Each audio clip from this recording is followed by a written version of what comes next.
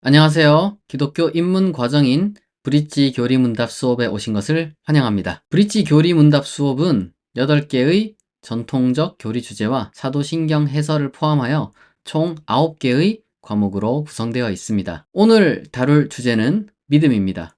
구체적으로 다룰 질문은 다음과 같습니다. 신자는 무엇을 믿습니까? 구원이란 무엇이며 어떻게 받습니까? 죄란 무엇입니까? 어떻게 죄를 용서받을 수 있습니까? 신자는 죄인입니까? 의인입니까? 왜 모든 사람은 태어날 때부터 죄인입니까? 성화는 어떻게 이루어질 수 있습니까? 성령은 무엇이며 구원과 성화에 어떻게 도움을 받을 수 있습니까? 그러면 구체적으로 하나씩 살펴보도록 하겠습니다.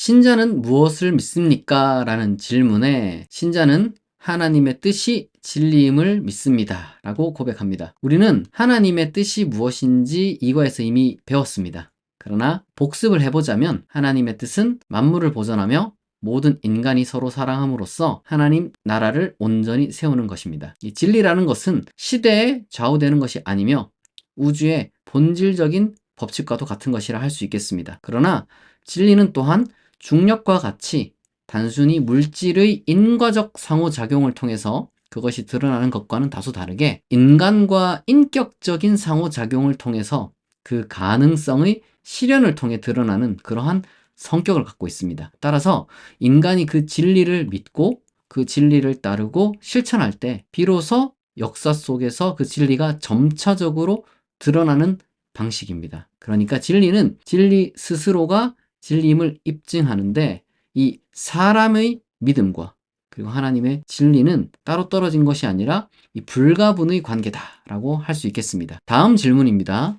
구원이란 무엇이며 어떻게 받습니까? 여기에 우리는 이렇게 답합니다. 하나님의 뜻이 진리임을 믿음으로써 하나님과 화해하는 것이 구원입니다. 구원을 위해서는 죄를 뉘우치는 진실한 회개와 하나님의 뜻에 따라 살겠다는 실천적 결단이 있어야 합니다. 믿음, 회개, 결단을 가리켜 신앙 고백이라고 합니다. 여기서 하나님과의 화해라는 것은 하나님과의 단절을 전제하고 있다는 것이죠. 하나님과 단절되어 있다는 말은 하나님 그리고 하나님의 진리에 대해 무지한 것으로부터 출발해서 이 하나님과 하나님의 진리에 대한 불신, 심지어 적대감까지도 나아갈 수 있는 그런 상태를 다 포괄하는 겁니다. 이 다양한 상태라는 것이 결코 동일하진 않지만 그래도 포괄적으로 하나님과 단절된 상태 내지는 하나님으로부터 소외된 상태 그렇게 이제 말할 수가 있는 것이죠.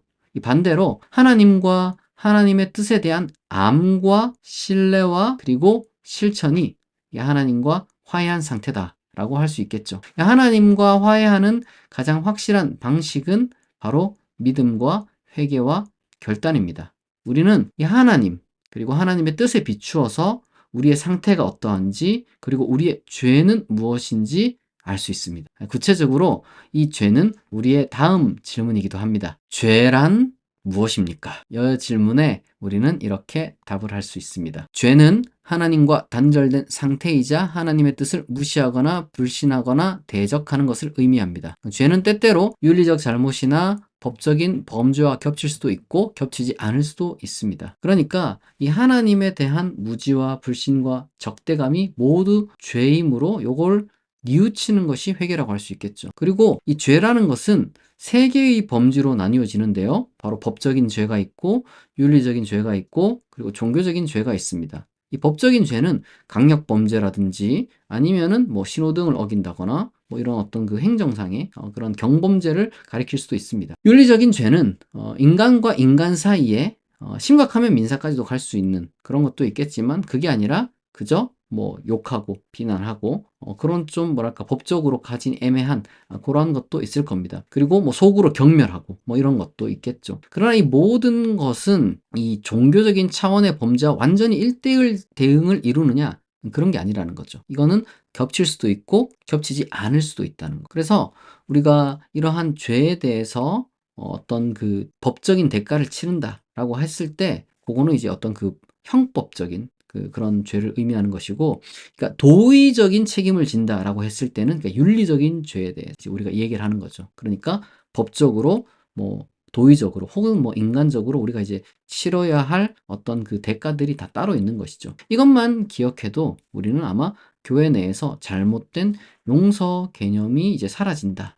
그렇게 이제 기대할 수도 있겠는데요. 그러니까 하나님과의 관계라는 측면에서의 종교적 차원의 죄는 따라서 이 법적인 것과 윤리적인 것과 나란히 또 다른 방식으로 우리가 용서를 받아야 하는 겁니다. 그래서 이런 질문이 우리에게 이제 들고 또한 여기에 대한 답변이 필요한 건데요. 어떻게 죄를 용서받을 수 있습니까? 라는 그 질문에 대해서 우리는 이렇게 답변합니다. 하나님 앞에서 드리는 진실한 회개의 기도를 통해 죄를 용서받을 수 있습니다. 진실한 회개를 위해서는 죄를 숨기지 말아야 하며 죄에 걸맞은 책임을 지려고 노력해야 합니다. 하나님은 진실하게 회개한 사람을 용서하시고 하나님의 자녀로 인정해 주십니다. 죄 용서는 하나님만이 하실 수 있습니다. 우리가 여기서 반드시 기억해야 되는 것인데 바로 회개에는 이 법적인 죄와 그리고 윤리적인 죄, 종교적인 죄 전부가 다 포함된다는 점입니다. 왜냐하면 이 종교적인 죄라는 것은 이 법적인 죄와 윤리적인 죄와 동일시되는 것은 아니지만 그러나 그것을 배제하는 게 아니에요. 왜냐하면 하나님의 뜻과 법칙은 이제 사랑이고 이 사랑의 기준에 따르면은 이 법적인 죄나 윤리적인 죄까지 문제시되는 것은 너무 당연하기 때문입니다. 우리가 법정에서 진실하게 어떤 그 죄를 뉘우치고 거기에 대한 대가를 치르고 그리고 또 인간과의 관계 속에서 이 사람 대 사람으로서 그 사람에게 용서를 받기 위해서 내지는 우리가 이제 그 사람에게 저지른 피해 보상을 하고 인간적으로 우리가 이제 뉘우치는 그런 진실함이 정말 중요한 것처럼 이 하나님 앞에서도 이 진실한 마음이 정말 중요합니다. 따라서 우리가 하나님께 회개할 때 숨기거나 변명하거나 아니면 어떤 식으로든지 간에 왜곡하는 것은 이제 진정한 회개가 아닙니다. 우리는 진실하게 아무것도 감추지 말고 하나님 앞에 우리의 죄를 다 고백해야 되고요.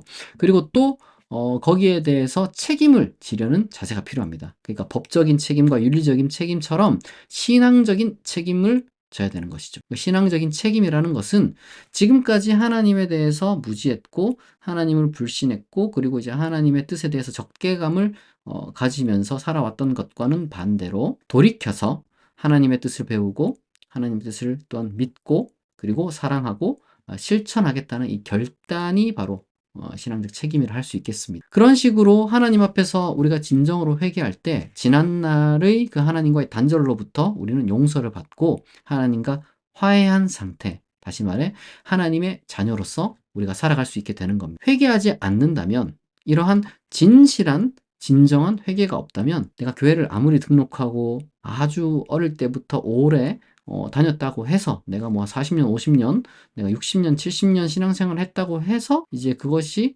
자동적으로 하나님과 화해한 상태가 되고 하나님의 자녀가 되고 하나님으로부터 용서받은 것이라고 할 수 없는 것이죠. 그렇기 때문에 이 진정한 회개가 정말 중요합니다. 그렇다면 우리는 이런 질문을 할 수가 있겠죠. 신자는 죄인입니까? 의인입니까? 여기에 대해서 우리는 이렇게 답변합니다. 모든 인간은 태어날 때부터 죄인입니다. 그리고 용서받은 신자일지라도 여전히 죄를 짓습니다. 인간은 완벽하지 않기 때문입니다. 그럼에도 하나님은 언젠가 의로워질 것을 기대하며 진실로 회개하여 하나님의 뜻을 실천하고자 하는 신자를 의인으로 인정해 주십니다. 그러므로 신자는 죄인인 동시에 의인입니다. 우리는 회개하기 전에는 전적으로 죄인이에요. 그러나 회개한 뒤에는 전적으로 의인이라고 하나님에 의해 간주됩니다. 그러나 실질적으로는 당연히 우리가 죄인인 동시에 의인인 것이죠. 그래서 우리는 이제 이 죄인의 성향이 우리에게 그대로 남아있기 때문에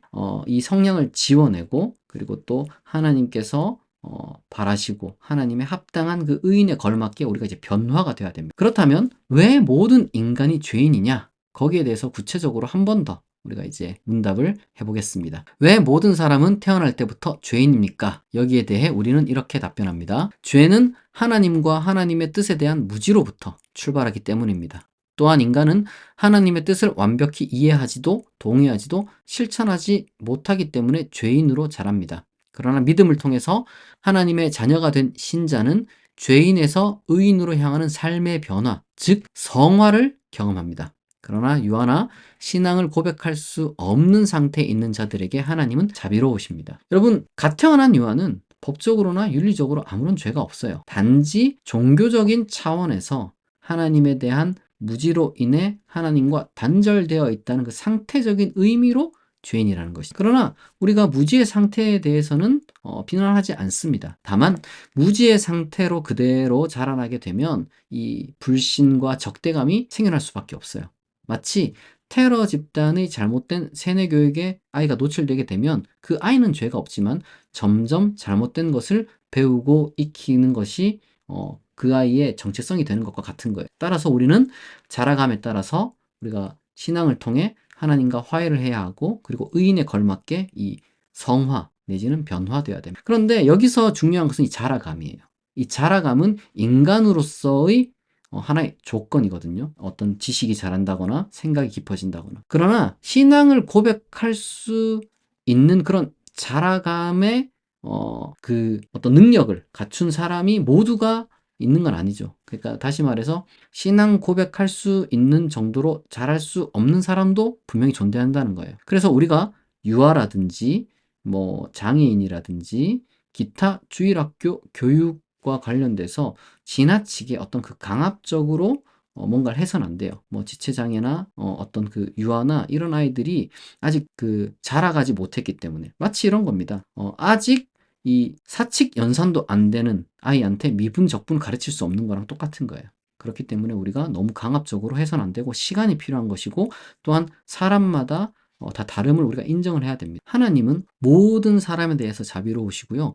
유아나 또 신앙을 고백할 수 없는 여러 많은 어떤 상황들이 있고 상태가 있을 텐데, 그러한 어떤 상황과 상태에 대해서, 그런 사람들에 대해서 하나님이 이제 자비로우시다는 것은 아주 너무 자명한 그러한 이 성서의 진리이기 때문에, 우리가 감히 하나님의 자비를 무시하고 억지스럽게 신앙 교육을 마치 세뇌하는 방식으로, 좀 뭐랄까, 그 아이들이 충분히 하나님에 대한 어떤 그 신앙을 가지고 있지 않은데도 억지로 고백을 이끌어내는 방식으로 하는 것은 사실 좋지 않은 태도다 라고 제가 한번 지적하고 싶습니다. 그렇다면 구체적으로 성화는 어떻게 이루어질 수 있습니까? 이런 질문에 우린 이렇게 답할 수 있습니다. 성화는 하나님의 뜻을 배우고 하나님의 뜻에 동의하도록 마음과 생각을 다스리며 하나님의 뜻을 삶 속에서 실천하는 가운데 이루어질 수 있습니다. 성령께서 구원과 성화를 도우십니다. 그러니까 우리가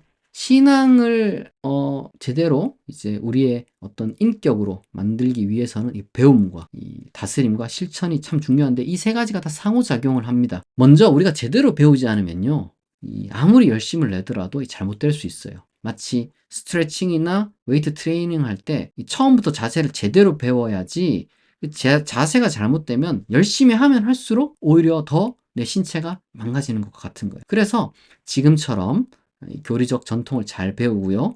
그리고 이 다음 단계가 이제 성경을 배우는 거예요. 그리고 그 다음 또 단계가 이 다른 종교들을 또 통해서 이제 하나님의 진리를 배우는 것이고, 궁극적으로는 그 모든 것을 이 체계적으로 이제 심오하게 정리하는 그 신학을 배워야 하는 그런 과정이 또 있습니다. 긴 과정이지만 잘 따라가는 것이 중요하고요. 또한 마음과 생각이 항상 내가 처음 배웠다고 해서, 처음 믿었다고 해서 그게 꾸준히 쭉 유지되는 게 아니에요. 이게 사람이라는 것이 언제나 이 마음과 생각이 혼란스럽고, 내 욕망이라는 것도 있고, 유혹이라는 것도 있고, 또한 위기라는 것도 있기 때문에 다스리는 것이 정말 중요합니다. 이 마음과 생각을 다스리기 위해서 가장 일반적이면서도 좋은 방식이 바로 기도인데요. 기도에 대해서는 또 준비된 시간에, 특히 이제 주기도문을 통해서 더욱 자세히 배우도록 하겠습니다. 그리고 이것을 우리가 이제 삶 속에서 실천해야 돼요. 말 한마디, 표정, 행동 거지 하나부터 아주 주요한 결정까지도 하나님의 뜻에 맞도록 내가 이제 실천하고자 노력할 때, 그리고 실제로 실천을 할 때 비로소 그 단계를 지날 때마다 그것이 내 본성이 되는 거예요. 마치 외국어를 우리가 배울 때도 문장을 열심히 무슨 문장이 있는지 무슨 표현이 있는지 우리가 알고 이제 또 내가 연습을 해요. 근데 실제로 그걸 내가 두 번, 세 번 써먹을 때 비로소 자연스럽게 내 입에서 그게 나오는 거거든요. 그런 거랑 마찬가지입니다. 우리가 하나님의 뜻을 우리의 실제 삶 속에서 실천할 때 내가 말 한마디를 따뜻하게 하고, 표정도 아주 사랑으로 이제 사람들을 대하고, 무언가 중요한 결정도 어떤 그 여러 가지 많은 선택 범위가 있을 때 가장 하나님의 뜻에 맞는 선택을 할 때 비로소 그게 내 본성이 되는 거예요. 내 의인으로서 성화가 되는 거예요. 그리고 무엇보다 우리가 기억해야 될 것은 우리가 그렇게 고군분투를 할 때 쉬운 게 아니잖아요. 그렇게 우리가 정말 치열하게 우리의 어떤 그 신앙 훈련을 해 나갈 때 우리의 경건을 우리가 이제 연습을 할 때 성령께서 도우신다는 그런 확신과 믿음을 가져야 합니다. 여기서 우리가 한 번 더 이제 구체적으로 질문할 것이 바로 이것이죠. 3위의 한 위격인 성령의 역할은 무엇일까? 성령은 무엇이며 구원과 성화에 대하여 어떻게 도움을 받을 수 있습니까? 라는 질문에 우리는 이렇게 고백합니다. 성령은 하나님의 영 혹은 그리스도의 영으로 불립니다. 성령은 3위 중 한 위격입니다. 성령은 진실하게 신앙 고백을 한 신자의 마음에 계십니다. 그리고 성령은 신자를 믿음, 회개, 성화로 인도하십니다. 성령은 이미 우리를 돕고 계십니다. 따라서 선한 마음과 선한 행위는 모두 성령의 도우심임을 겸손하게 고백해야 합니다. 그리스도인의 신앙생활의 가장 신비로운 부분이 바로 이러한 성령의 도우심이라고 할 수 있는데요. 우리가 진실로 신앙 고백을 했다면 이미 성령께서 우리 마음에 계시다는 것을 우리 이제 믿음으로 고백합니다. 믿음이 생겨나는 거, 그리고 이제 어떤 그 신앙의 진실함으로 우리가 살아가는 거, 그리고 그로 인해서 어떤 선한 마음, 그리고 선한 행위가 결코 우리 스스로 개인의 힘이 아니라 성령의 도우심이라는 것을 우리가 이제 고백을 해야 된다는 거예요. 하나님의 성품과 그리스도의 인격으로 우리를 인도하는 성령의 일이 비록 눈에 보이진 않지만 이제 그것을 확신하는 것이 바로 그리스도인이고요. 그렇기 때문에 그리스도인은 겸손할 수밖에 없습니다. 만약 내가 스스로가 잘나서 내가 어떤 성숙함에 이르렀다 라고 말하는 사람은 사실 기독교 신앙에서 가장 먼 사람이에요. 우리가 구원도 성화도 따라서 모두 이 성부, 성자, 성령의 사역으로 인한 것임을 기억해야 될 것입니다. 오늘 준비한 브리지 교리 문답 수업은 여기까지입니다. 수업 듣느라 고생하셨습니다. 경청해 주셔서 감사합니다.